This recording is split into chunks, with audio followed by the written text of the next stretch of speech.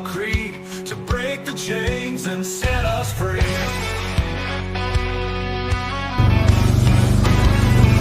Riders on the prairie, wild and free, bows and arrows, cold 45's decree. No more tyranny, no more lies, under open skies we rise.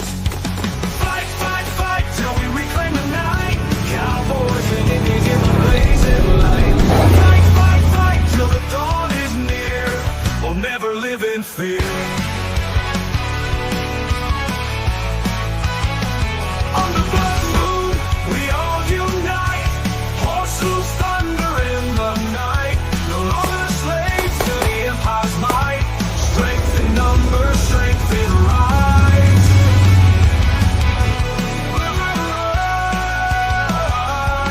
On the blood moon, we unite. Horse hooves thunder in the night.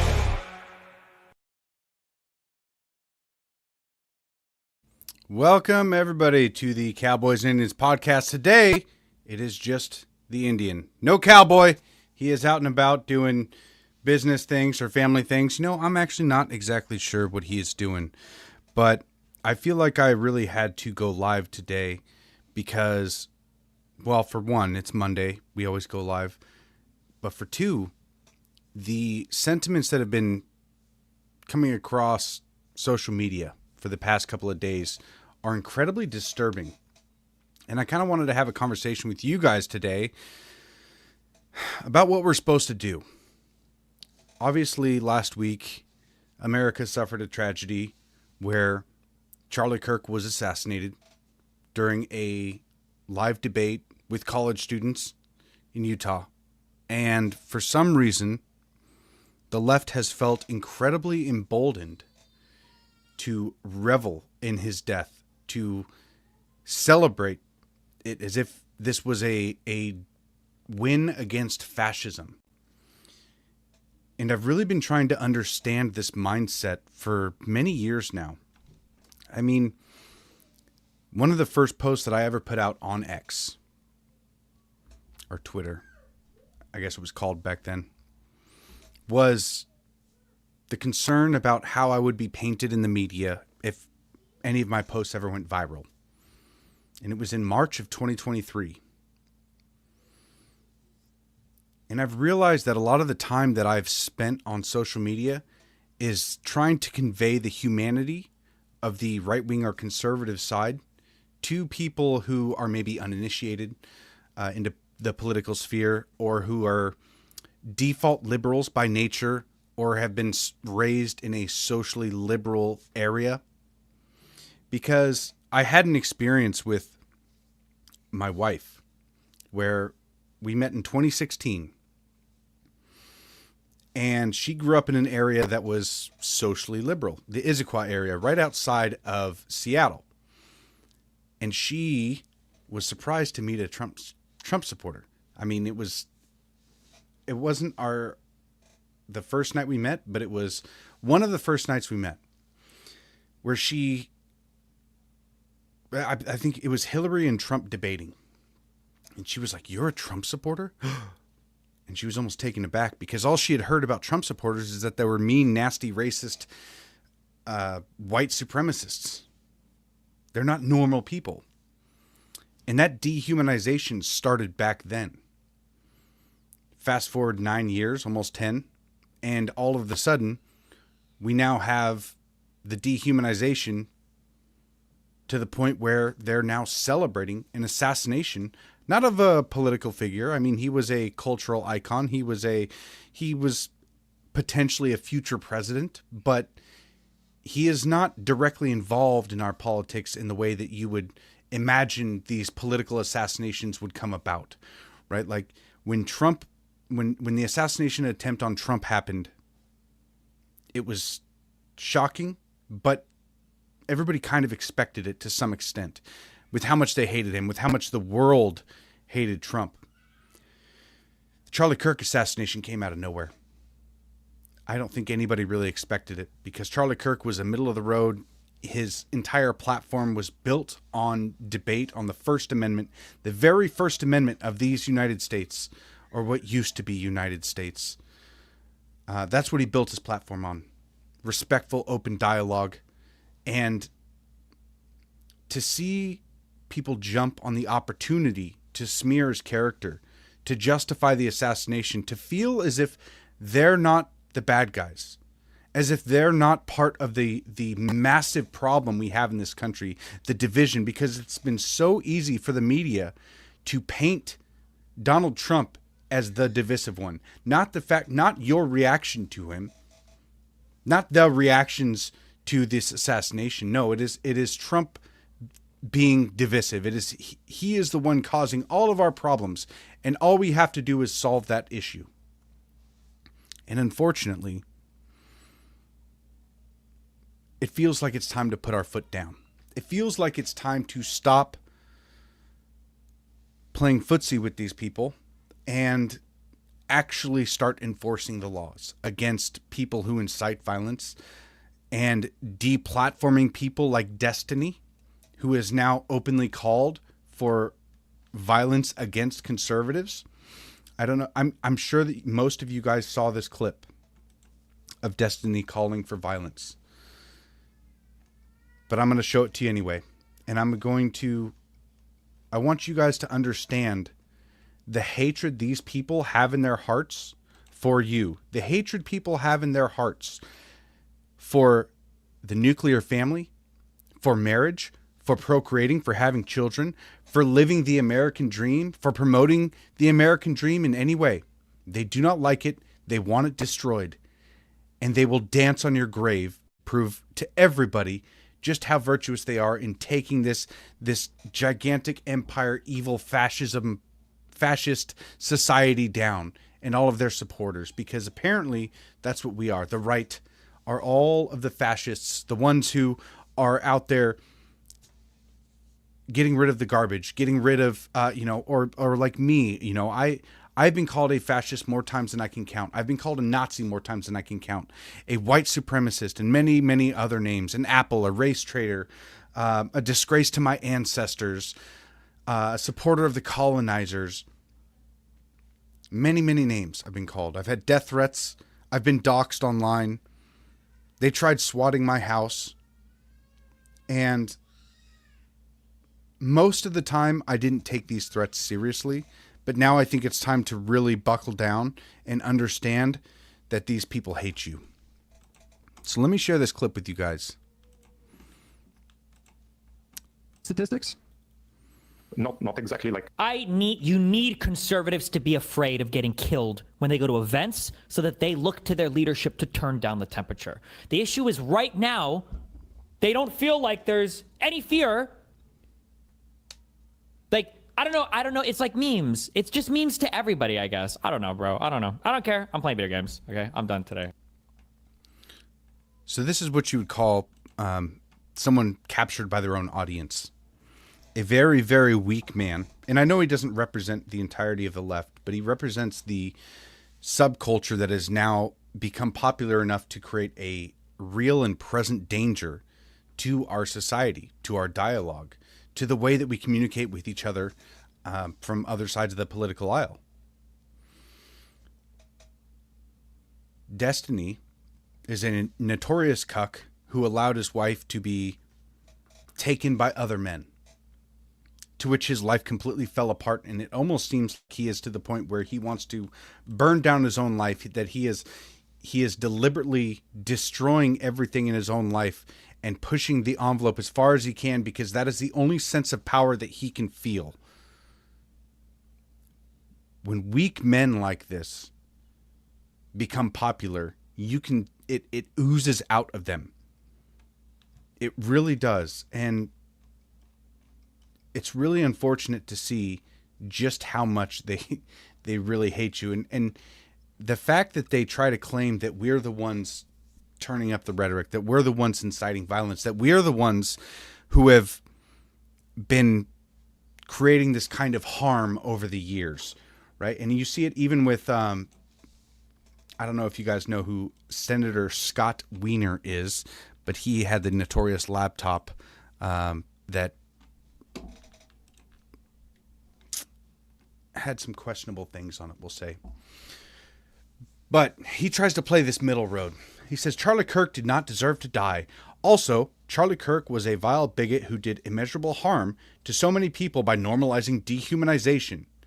Yes, having debates on college campuses is a good thing, but dehumanizing people and persuading others to do so is horrific. I don't know how the left doesn't see the irony of something like this, because he is dehumanizing Charlie Kirk in order to justify the assassination of him. Nothing about this post right here is honorable. He is playing the victim while incentivizing violence and justifying it. There's this harm that they bring up where he says also Charlie Kirk did immeasurable harm to so many people by normalizing dehumanization. This idea, this nebulous idea of all of this harm being done.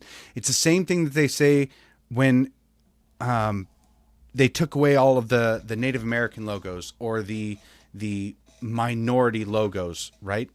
They're saying that the racist stereotypes of the Redskins logo is creating immeasurable harm to the Native American community.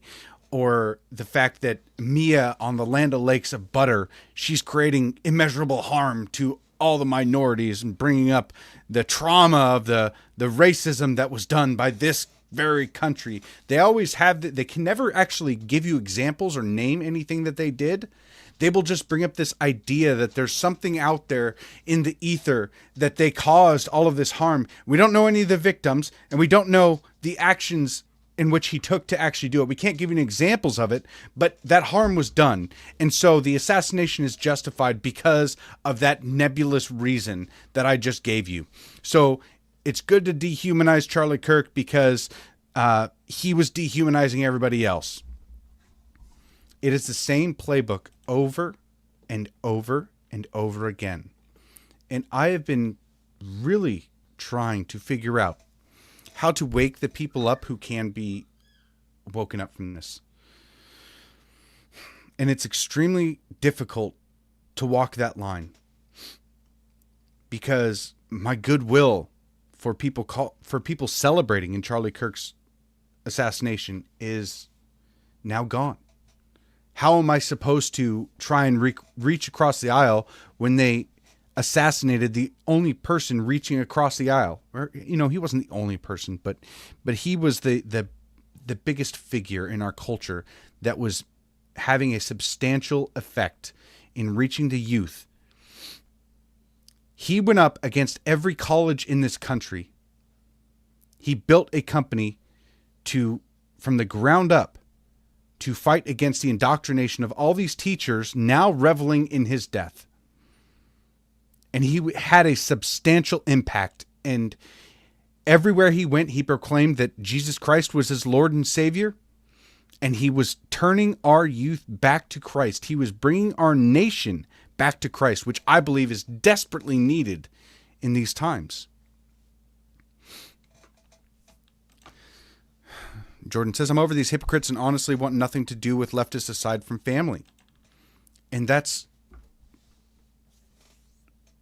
I mean, even family members. You know, I had a party this weekend for my son's 3rd birthday party, and even the family members I have that lean left were shocked and appalled by what was going on.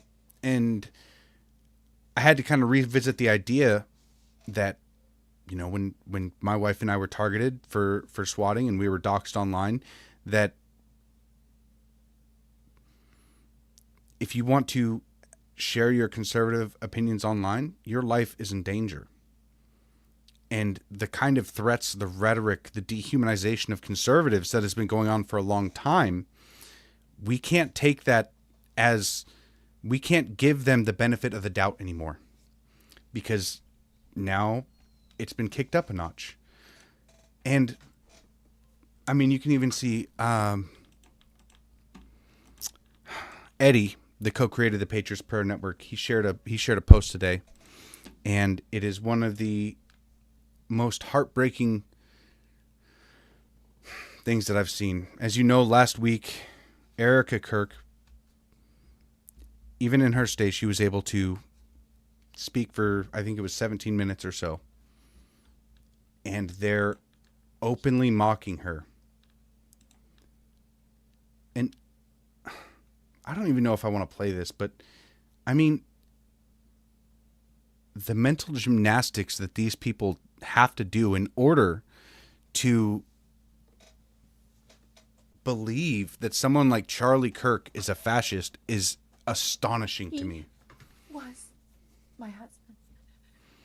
And I loved him. And you guys should make this lady famous, by the way. Or infamous, rather. Because this shouldn't be tolerated anymore. I mean, she's literally mocking a grieving widow. Not even a week, her husband been assassinated, and she's literally coming out and mocking them. It's crazy. They don't see us as people. They don't see us as equals. To them, we are less. We are unequal. We are, I mean, they've called us maggots for years, right? They've been dehumanizing conservatives for so long that now it is socially acceptable to the left to openly mock the grieving widow, the children, to wish the worst for them, and the death of Charlie Kirk himself. And he loved me almost as much as he loved America. And I want to thank all of the brave, heroic first responders who responded heroically. These evildoers have no idea what they've done. They have unleashed a battle cry. This widow, the tears of this widow are a battle cry across the whole world and this country. And we will convert everyone to Jesus through thinly veiled threats and possibly violence and threats of violence. My husband, he loved this office. He was in here every day. He loved what he did. He loved it.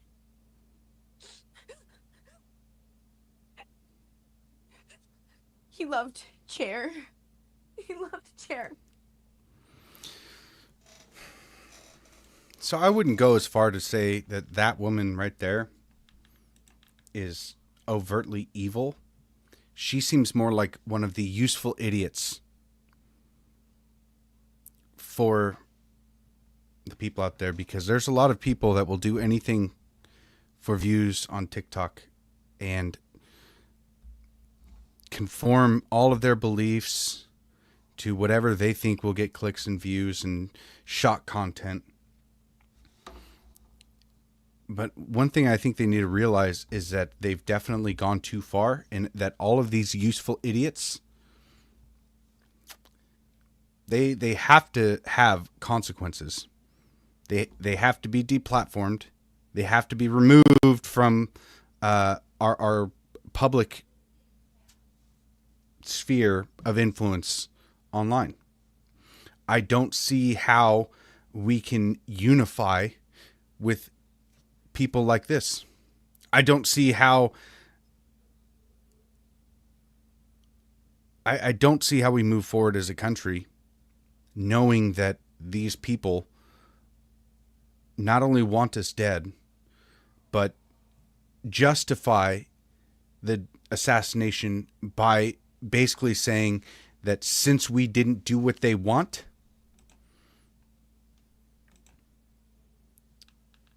that all of what they do, that their reaction to it is justified.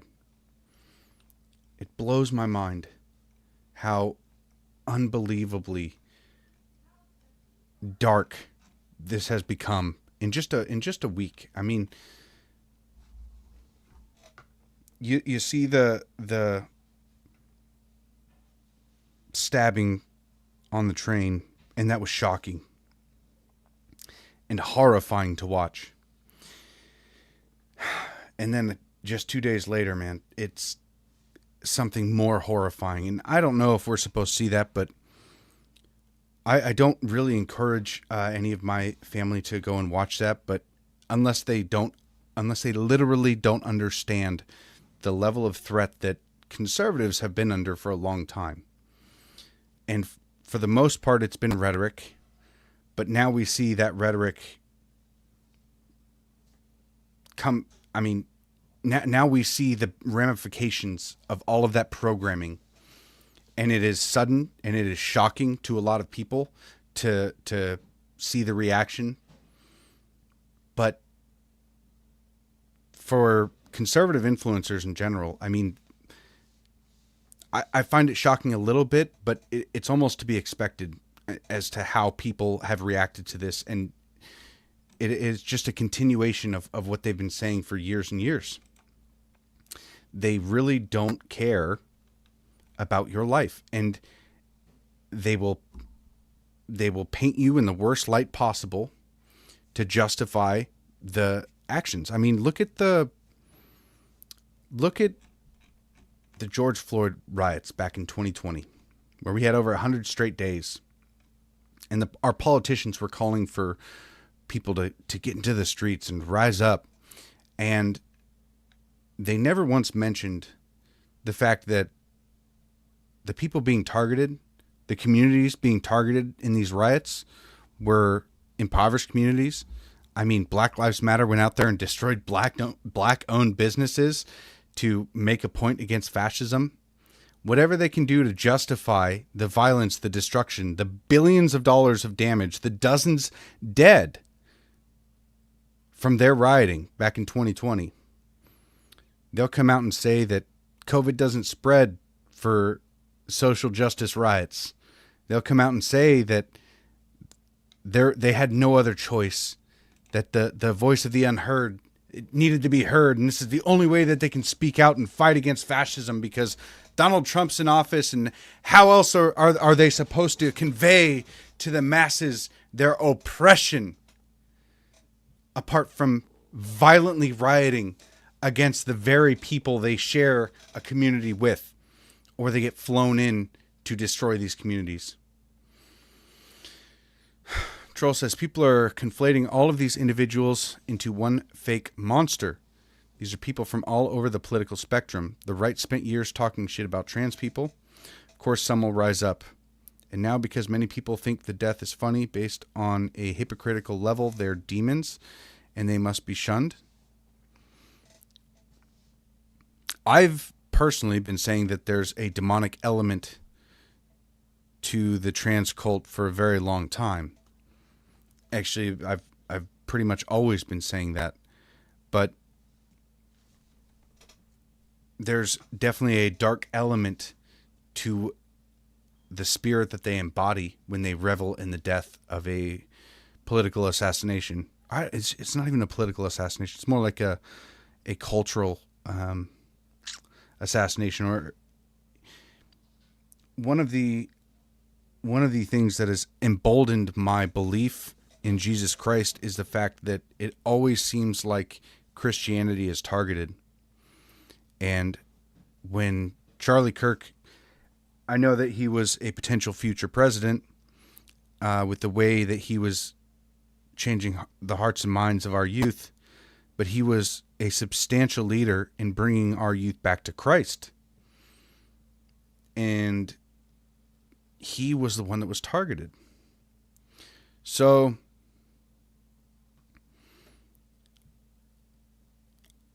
I wouldn't say that it's all of the sudden they're demons. I think that there's been a switch in the minds of the people, or in the minds of the masses on the right, to where the empathy that we had, I mean, there's always that old saying where liberals or conservatives believe that liberals are naive, and liberals believe that conservatives are evil. Well, now we're getting to the point where both sides believe that the other side is evil, but only one is rooted in something resembling reality. I mean, the left has convinced its cohorts that, only 2 weeks to slow the spread. I know Trump was a big part of that, so I don't need to get into that. That was a big mistake. That men can be women, that women can be men, that words are violence, but violence against the words is not violence.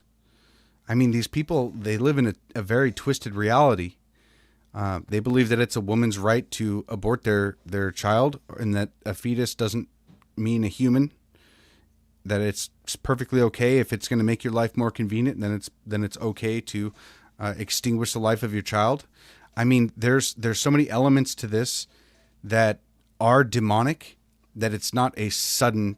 It's not a sudden realization that they're demons. It is more of an awakening, or stopping giving the benefit of the doubt to these people, and instead of attributing naivety to them, now it's gotten to the point where we have to attribute malice to a lot of these people instead of just attributing naivety. Because if we continuously just say that they're naive and, everybody has a good heart and they don't actually want you to die, well, then they'll continue to be incredibly violent and assassinate and revel in your death. I mean, Charlie Kirk was living the American dream. He built his own company. He didn't go in debt by going to college to figure out how to do it. He did it on his own. He got married. He had kids. He was engaging in the First Amendment by trying to change people's hearts and minds the right way, and fighting it with words. I mean, his choice of a weapon was a microphone. That's how he decided to battle evil. That's how he decided to profess the name of Jesus Christ all around this country. It was a microphone that he chose. And for that, he was killed.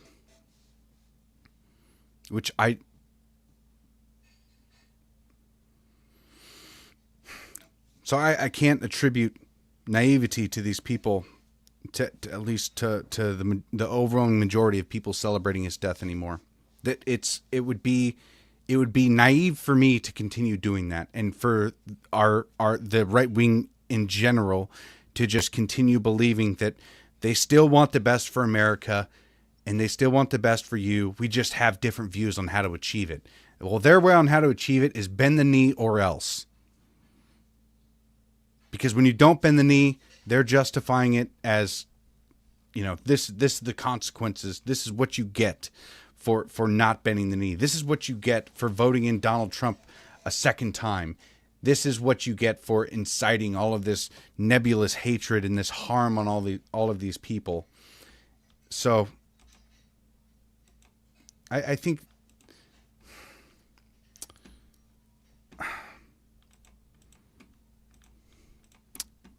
let's see. Let's watch another clip of Destiny here, and just to see how the left feels. I mean, Piers, this. Oh, okay. This is actually a clip of Jack Posobiec, but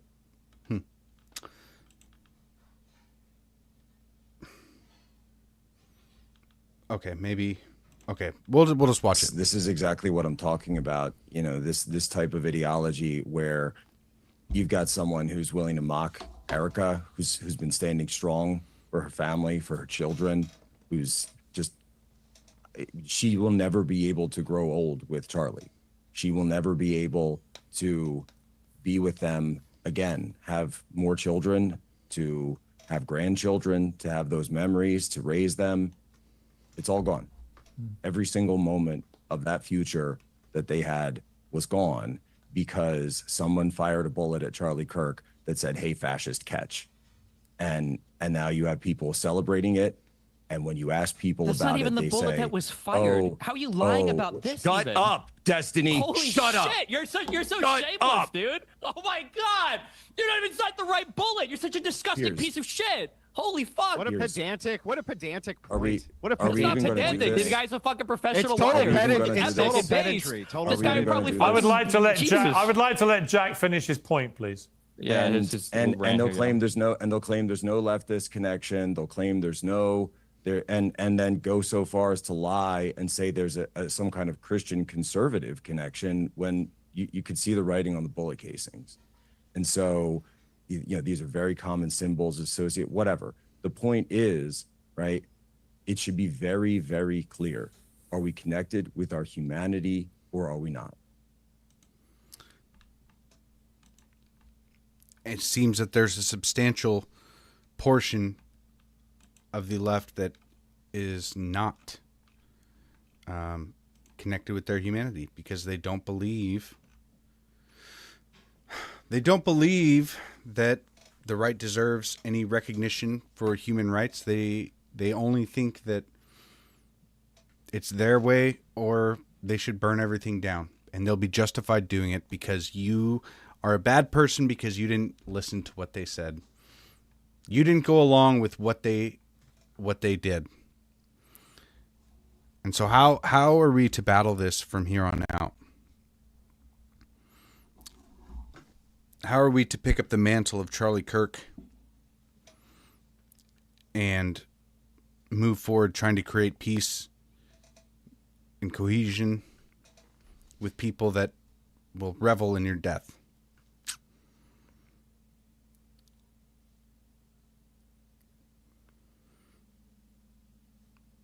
And I think that our side, the left, or excuse me, the right side, is battling with that right now. Because we know that once it's time to go scorched earth, once it's time to lock these people up, to shut these people down, that you're obviously going to get more resistance. That there will be more assassination attempts, there will be more violence, and they will feel more justified because you are trying to put a stop to it. And I think the Trump administration is currently going through this, because they haven't labeled Antifa a domestic terrorist organization. And they've been really odd about releasing the details of this shooter. And of course, even with being on X, having the free speech that we have, and we're the media now, the big players still have a knack to overtake this space first.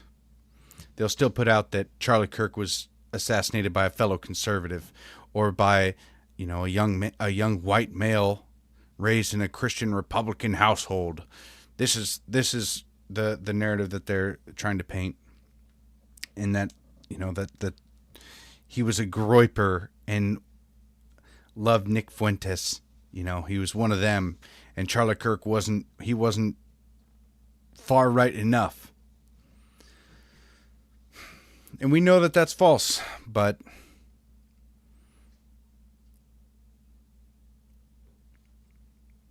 I've preached unity for a long time. I've believed that a lot of these people, if only I could speak to them, if only they could understand the humanity of the conservative talking points, that maybe they wouldn't want to kill us. But I think that there's that faction that has grown to where they don't want to listen, and they will take you out. They will go scorched earth. And if we do not respond in a scorched earth fashion, then we will just continue to lose ground. Because I don't... When I see that stabbing on the train, for when she's just stabbed for being white, I picture my mom. I picture, I picture my wife, and any one of my white relatives that could be targeted just for simply being white, and it's disgusting to me. And then I see Charlie Kirk, and I just gave a speech a couple months ago for hetero awesomeness during Pride Month in Idaho for the Old State Saloon. We held an event in Boise, Idaho, in the middle of Pride Month called Hetero Awesomeness, and we were celebrating God's design for us, God's design for the nuclear family. And it's surprising to me that just for saying something like that, going up on stage and declaring that Christ is our Lord and Savior, and that he has a special, he has a path for you, and he has plans for you, and for the children getting mutilated, and for the children getting experimented on with hormones that it's not good. It's evil. And it blows my mind that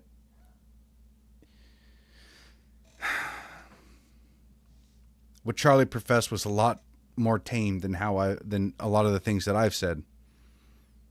And just know that they want to take out, that if you become successful in this sphere, that they want to take you out. Even though I've worked for the last 15 years changing tires of everybody, blue haired or not, I'll go out middle of the night, side of the freeway, and get you back on the road. Don't care about your beliefs. I won't ask for them. I'll just help you get back on the road. And I know that there's millions of Americans that'll do that.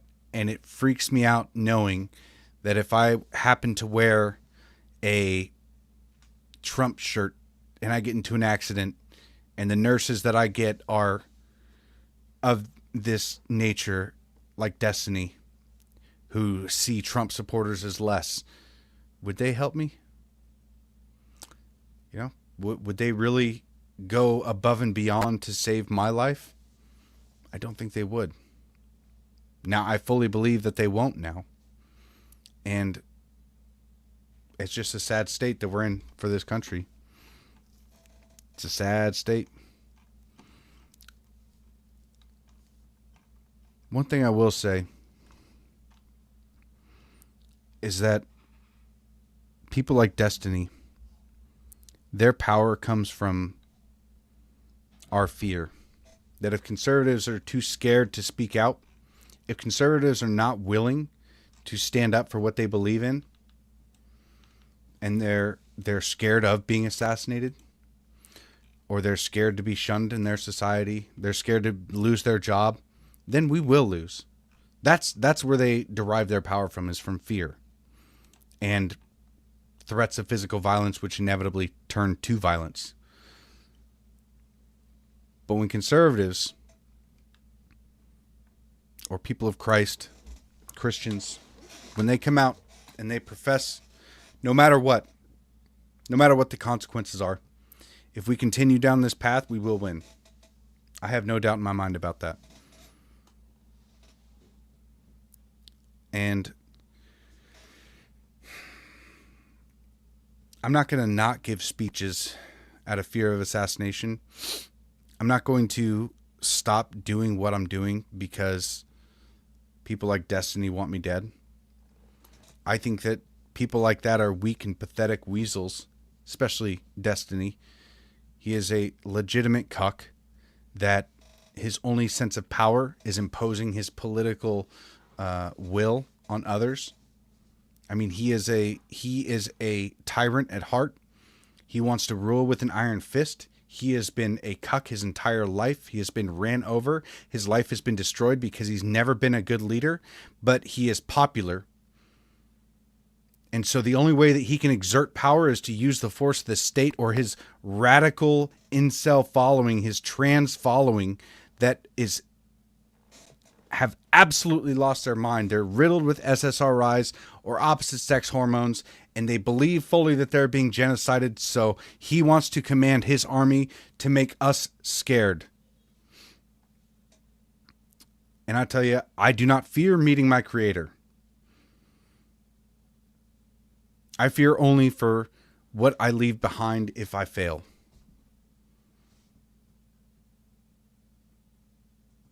I hope that I can fulfill the mission that God has laid before me, that he wants me to fulfill.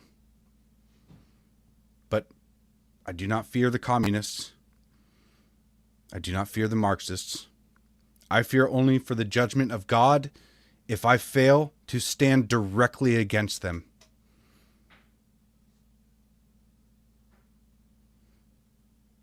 And I hope that everybody that listens to this podcast feels the same way. Put your faith in God and go forth. It is not the time to show fear. It is not the time to be afraid. It is the time right now to stand up and be more bold than you ever have been before. Because we know what happens when we give an inch. they'd take a mile. They've done it for years. They've done it for generations. Republicans have always just been absolutely spineless cowards that constantly concede and have been scared of being called racists. They've been scared of being called homophobe or transphobes or whatever it is, instead of just saying that God designed our sexuality to be in marriage, male and female, to procreate, to be fruitful and multiply. That was our design. That's what's normal. That's what we should incentivize. That's what we should promote as good. For some reason, everybody's too scared to say it. This is the moment for our country, for the patriots of this country to stand up and stand against this evil, because it is evil. That dark spirit is really trying to grab the attention of many of the uninitiated, to make it seem popular that conservatives are less human, that they deserve less rights. And we don't. Romans 12:9. Hate what is evil, cling to what is good. There's two aspects to this: hate and cling. There's no way around this. We must hate evil. Now, hate doesn't equivalent violence, but we must hate evil. You're right. In order to love something, you have to hate another. In order to love my children, I have to hate the ones trying to target them, to pervert their minds, to corrupt their innocence.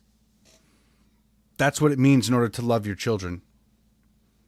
You have to be able to hate the ones trying to destroy or kill them. Same thing for my country. I love my country, and I hate the ones trying to destroy it.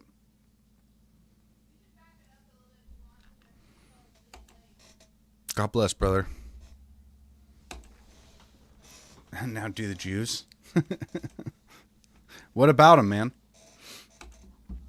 I've voiced my opinions on the Jews many times, and in all reality, they're just people.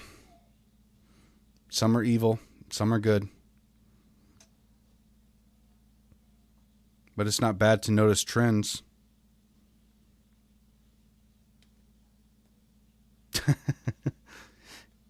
Yeah, that's the thing that people really need to understand, is that when you put your faith in Christ, whatever group of people decide to go against you, you have to notice them and you have to be able to recognize them. So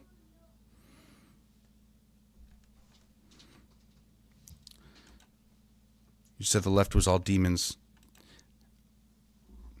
Demonic spirits, they embody demons. They embody the spirit of demons. Some are possessed by demons. It's noticing the demonic elements of what they promote and what they embody and what they revel in is not surprising, or it's not new. But I've had a lot of conversations with people about the current Jews, the influence that they have on our society, the influence that they've peddled as far as funding these groups that go against America, and it's not good.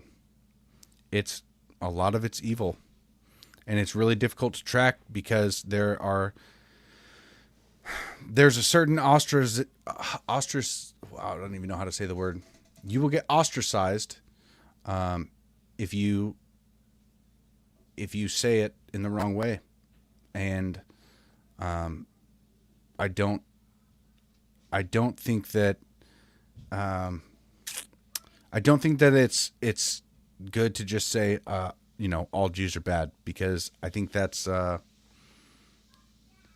goes against my beliefs. There's a lot of people that'll say that that'll speak of Native Americans poorly, or they'll speak of blacks poorly, and I know people from all races that are good, and so it's really difficult for me just to label, like saying that all Jews are bad. I don't believe in it. I'll if you point to a specific group and say they funded this, this, and this, and they all just happen to be Jews, okay, then they're all evil. That's fine. They funded the Antifa riots. They funded all these left wing groups that are promoting porn in schools. They funded these groups that passed laws in Washington State to where now they have to teach sex education in kindergarten. Yes, I will say outright that they are evil, and I don't have any issue with that. So take that for what you will. And I think that more people need to realize that America first means America first, and it doesn't matter what nationality you are. Once you start to go against the American ideals, which most of the organizations have been going against the American ideals for a long time, then we need to start cutting the wheat from the chaff. We really need to start realizing that in order to save this country, it is going to have to be a little bit more strict with who we fund and who we allow to thrive, because we've allowed so many of these organizations that have been actively trying to corrupt the innocence of our youth, that have been mutilating children, that have been spreading porn throughout our society, that have been you just look at let me see if I can find this real quick. I've shown this on stream before, and I know that a lot of you have seen this, but we're going to listen to it anyway.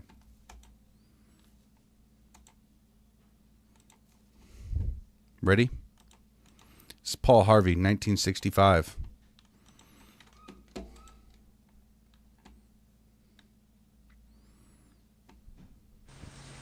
If I were the devil, if I were the devil,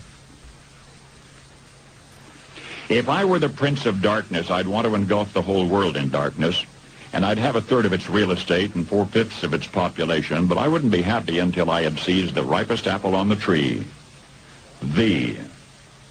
So I'd set about, however necessary, to take over the United States. I'd subvert the churches first. I'd begin with a campaign of whispers. With the wisdom of a serpent, I would whisper to you as I whispered to Eve, do as you please. To the young, I would whisper that the Bible is a myth. I would convince them that man created God instead of the other way around. And I got to be honest, this is how I was. I wasn't, my parents didn't explicitly raise me this way, but the social atmosphere that I was surrounded by had this general sentiment that the Bible was written by man and that the stories in the Bible were just stories. But I was raised to believe in something like the Great Spirit, the idea that we were created by a God, not necessarily the Christian God, but this had already infiltrated our society. Like, just going back and remembering when I was a child and discussing these very important topics that could have helped, that actually shaped my youth. And luckily I was able to come around that. But a lot of these ideas were already entrenched in society and were spreading like wildfire. It was already there. Confide that what's bad is good and what's good is square. And the old I would teach to pray after me, Our Father, which art in Washington. And then I'd get organized. I'd educate authors in how to make lurid literature exciting so that anything else would appear dull and uninteresting. I'd threaten TV with dirtier movies and vice versa. I'd peddle narcotics to whom I could. I'd sell alcohol to ladies and gentlemen of distinction. I'd tranquilize the rest with pills. And tell me today that that's not exactly what we're facing, where the many, many cities across this nation, Democrat strongholds, which are the soft on crime policies, which are the policies that are trying to, lower, it's the harm reduction. Let's give them clean needles. Let's give them safe spaces to inject all of their drugs. Let's not criminalize the drug use behavior. Let's open the borders so more drugs flow in, so that all of these people get addicted to opiates and eventually overdose. But no, they're the good guys because they're reducing the harm done. No, all it's done is enabled this behavior. It's incentivized it. It's created more of it, and it is separated. It's separated what man is supposed to be, and it's separated the Americans from striving for what's good, and trying to lower the harm for what's bad, as opposed to eradicating the evil that all the processes, the steps taken in order for that to even become a possibility. Let's leave the border open, become a sanctuary city, create safe spaces to inject drugs, decriminalize theft, decriminalize injecting drugs on the streets. So that way everybody has to walk over and around all these homeless people until one of them finally snaps from the years of drug abuse and the violent tendencies that they will randomly get because of their psychosis that their brain has been put under, where somebody finally gets stabbed on a bus just for being white and murdered in plain sight, and everybody is terrified to do anything because they've already criminalized self-defense or helping others like they did to Daniel Penny. Thank God he's not in prison right now, but my God, everybody is terrified to step up and stop a psychopath because they know that the state is going to come after you. This has been intentional over decades, and we are feeling the ramifications of it now. So back in 1965, Paul Harvey was literally laying this out as to how they will take over the United States, and they have done it line for line. It has been brought under the guise of liberalism. It has been brought under the guise of empathy. It has become suicidal empathy, to now where they have destroyed the idea that the founding of this nation was a great thing for the world, and our youth believe that America is evil and must be destroyed, and anybody trying to conserve it is also evil, and you should revel in their assassinations, and it is their fault for defending this evil Christian nation that was built by white men for white men. They have corrupted the minds of so many that we don't even understand what the American way is. There's so many people out there today that don't even know what has been taken from them. They don't understand that these people, a lot of these young men should be married with children, but they're not. And a lot of these women who have aborted their children don't understand what has been taken from them and what they have voluntarily given up for this idea of being a boss bitch, for this idea of being a strong, independent woman.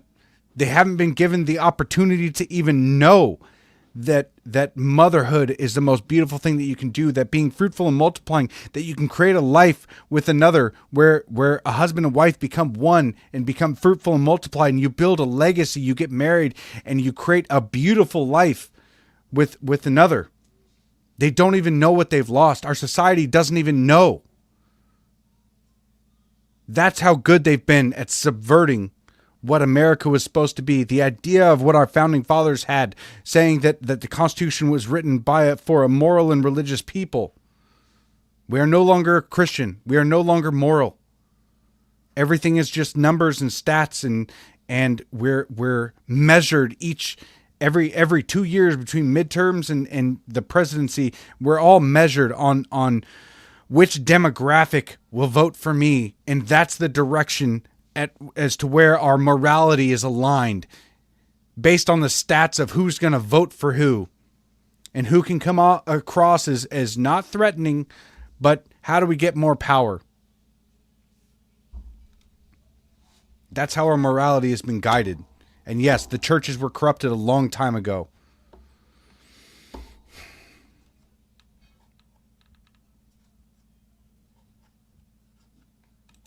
If I were the devil, I'd soon have families at war with themselves, churches at war with themselves, and nations at war with themselves, until each in its turn was consumed. And with promises of higher ratings, I'd have mesmerizing media fanning the flames. What did they say in CNN during COVID? That the ratings were gangbusters when they put up the death tolls, right? When they were covering the George Floyd riots, social media, or the mainstream media, had all of the ratings, and they were fanning the flames. Obviously, they were gaslighting everybody, saying that they were mostly peaceful protests. that it was okay to protest as long as you were going for social justice, that COVID wouldn't spread, but then they would have the death counter, COVID, next to it, that if you opened up your business because you're not essential, then you will be punished. And they made sure to punish you. That if you were a good person running your business for your family, your essential business, the business essential to creating wealth for your family, for your life, they deemed you non-essential. They shut you down. They fined you. They did everything in their power to destroy you. But all of their little gremlins, all of the ones that would go out and burn these businesses down, got a free pass. What we learned during the Kyle Rittenhouse trial was that the FBI and all of our letter agencies had drones out recording everything. They saw everybody. They knew these people rioting. They probably had provocateurs in there. They had the media fanning the flames, and they gave a free pass to everybody burning these buildings down, killing people. They all got a free pass. But if you tried to be good and moral and just run your business, to mind your own business, they came after you hard. It's disgraceful.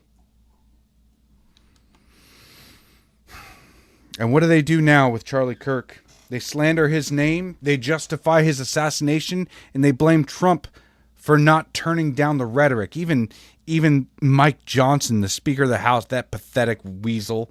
Oh my God, the rhetoric needs to turn down. Dude,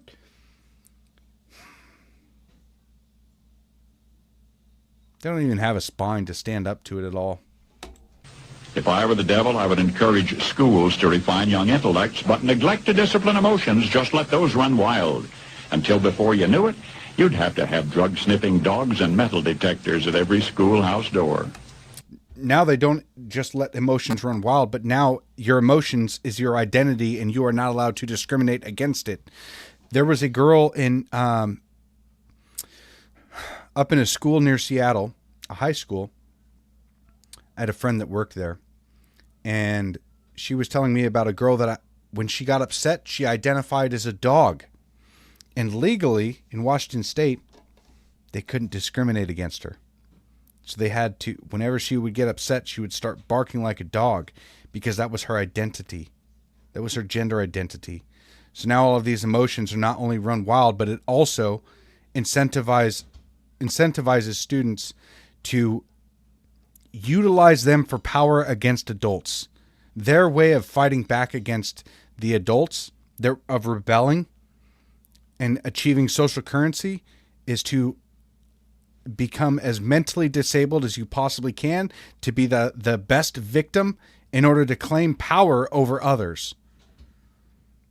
So not only have they just allowed emotions to run wild, but it's become a social token of power. They've incentivized it so much that it literally gives them power over all the adults in the schools. It's crazy. Within a decade, I'd have prisons overflowing. I'd have judges promoting pornography. Soon I could evict God from the courthouse, then from the schoolhouse, and then from the houses of Congress. And in his own churches, I would substitute psychology for religion and deify science. I would lure priests and pastors into misusing boys and girls and church money. If I were the devil, I'd make the symbol of Easter an egg and the symbol of Christmas a bottle. If I were the devil, I'd take from those who have and give to those who wanted. Socialism. Take from those who have and give to those who wanted. That's literally what socialism is. The entire idea of Marxism is that somebody else has something that I don't because of some reason. They taught black Americans that it was because of slavery hundreds of years ago why you grew up in this impoverished neighborhood, or that Native Americans, they say that you're trapped on this reservation because of the white man. I am living proof that you do not have to be a victim if you're a Native American. I grew up in a white neighborhood and have become successful. And it's not because of racism that held me back. It's because I didn't grow up on the reservation. My brother, who grew up on the reservation, is now in and out of jail, and I haven't spoken to him in 10 years because he had that victim mindset, because he adopted the gangster culture, started getting into drugs and gang violence and all of that crap that is incentivized on the reservations. All because of the white man. Nope. Until I had killed the incentive of the ambitious. And what'll you bet? I couldn't get whole states to promote gambling as the way to get rich. I would caution against extremes in hard work, in patriotism, in moral conduct. You remember that infamous picture of Joe Biden standing up there with the red background saying the white Trumpians are the biggest threat to this nation. He blamed us for the fall of this nation, when in all reality it's been at works for a long time, the destruction of this country. It began with the creation of the central banks. It was helped out with no-fault divorce, with the creation of the birth control pill to incentivize sex and polygamy, and to destroy marriage by saying that it is not a man and a woman in a covenant under God, that it is just two people in love. And with no-fault divorce, it didn't mean anything at all. And they incentivized women to leave their men like the snake did with Adam and Eve. They incentivized women to leave their men because they can get benefits from the state. They can force their man to pay child support. They can force their men to give up their homes, to give up their lives, all because they can because the grass is greener on the other side, because all the idea of finding a better man that doesn't support, that doesn't just go to work and not listen to you, and all of these stupid ass reasons that all these women have left their husbands for the last 20, 30 years.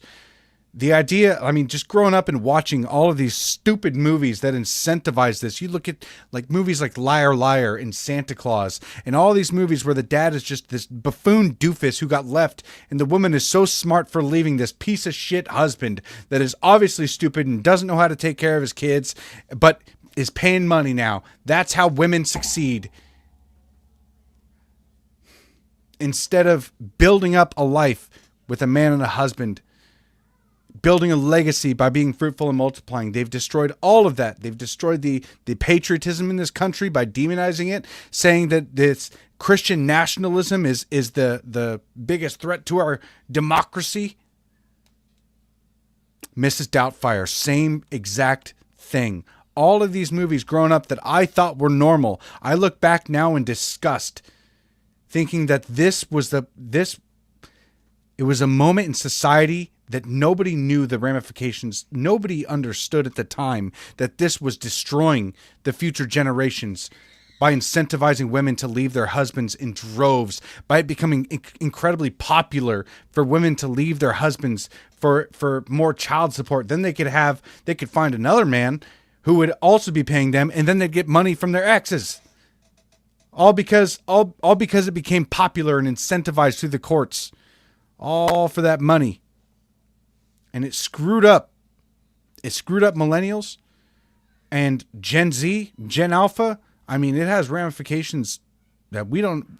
7 generations ahead is when we'll start seeing, how much damage it has actually done if we make it that far.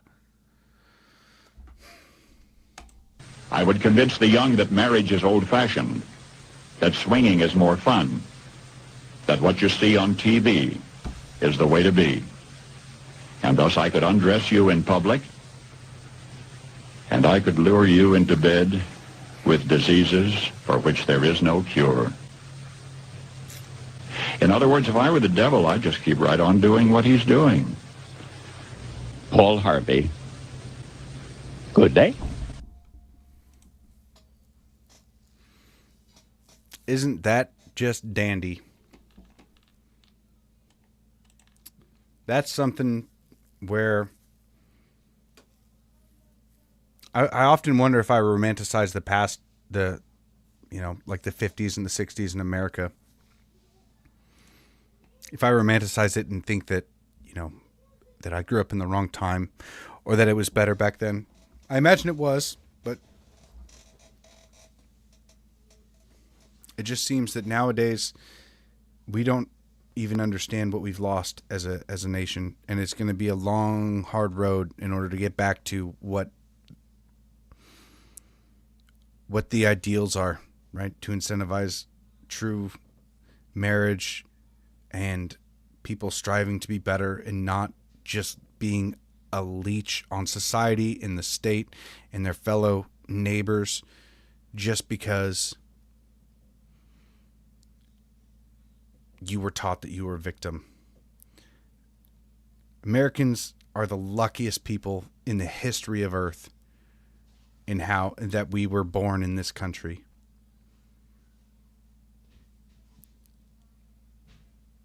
And it's not like white supremacy is I don't believe white supremacy is a real threat. White people are like 15% of the world, okay? So if you want to talk about the world that we live in today, white people, you're 15%. So I don't think that white supremacy is the issue going forward. I think that it is. I think it's communism, and I think it's this idea that America's bad. So we're gonna have to cut the wheat from the chaff. We're gonna have to separate from the people celebrating Charlie Kirk's death. We are going to have to start putting our foot down and demanding that our country has been going the wrong way for a long time. And if we do nothing now, like the Republicans have been kicking the can down the road, giving inch by inch, then we won't have a country soon. And if these communists ever get back into power, you know that everything will ramp up tenfold. They've already been trying to persecute conservatives for a very long time. Anybody that spoke out, and not even just conservatives, but anybody that spoke out against them. I mean, again, look at 2020, the government lockdowns. If you stood against a state, even if you're very liberal, believing that you just like your business is essential to your life and your family, and you've had this business for 15, 20, 30, 40 years, and in order to stay afloat, you have to keep your doors open. And if people willingly choose to come into your business risking COVID, then so be it. Government didn't allow it. They shut you down no matter what. They want you to own nothing and be happy about it. And all of their useful idiots that are online right now reveling in the death of Charlie Kirk need to face consequences. They need to be deplatformed. They should absolutely be fired from their jobs. If they think that you should be assassinated for your opinions, I think that they should be fired for theirs. It's very simple. But all hope is not lost. We still have a long way to go. We still have lives to lead. Life does go on, and it is more important now than ever to embody the values you wish to see in this world and to not become eternally corrupted and just be out for blood, because they do say vengeance is God's, but you know, we have to have some form of righteous retribution for the people that have been taken by this ideology, this communist Marxist trans ideology that has been just absolutely destroying our country and our youth. So don't give up hope. Embody the values you wish to see in this world. Pray to God for guidance, because believe it or not, God has a mission for you. I don't care if you got 2 followers or 200,000 followers. It is important that you are important. What you do in this life, you never know how far out those ripples are going to go. So make sure that you're embodying the values you wish to see in this world, and that you share the gospel of Jesus Christ far and wide, and that your decisions are intentional. The enemy will get you through convenience, and a lot of the times will prey on your laziness or your complacency or your comfort. Sometimes you have to become uncomfortable in order to grow, and actually that's pretty much the only way you will grow. Be intentional with your actions, pray for guidance, and continue pushing forth, speaking the truth, and shining a light on this evil that is among us, and that is also in your heart, and that, you know, you have to be aware of it, and that's why you have to be intentional with your actions. But I'm sorry that Steve wasn't here, guys. I just, you know, I wanted to go live. I got something special planned for Wednesday, and we actually have a show on Thursday with the redheaded libertarian. That's going to be really cool. It'll be at 3 p.m. Pacific Standard Time. That's going to be a lot of fun. So it's kind of a special episode. So September 18th, redheaded libertarian, 3 p.m. Pacific Standard Time, 5 p.m. Texas time. We'll be interviewing her and talking to her about everything. So that'll be really cool. But Wednesday will be a fun episode as well. So thank you guys for joining in tonight. I really appreciate it. God bless you all. God bless America. We will see you on Wednesday. Talk to you later. Peace.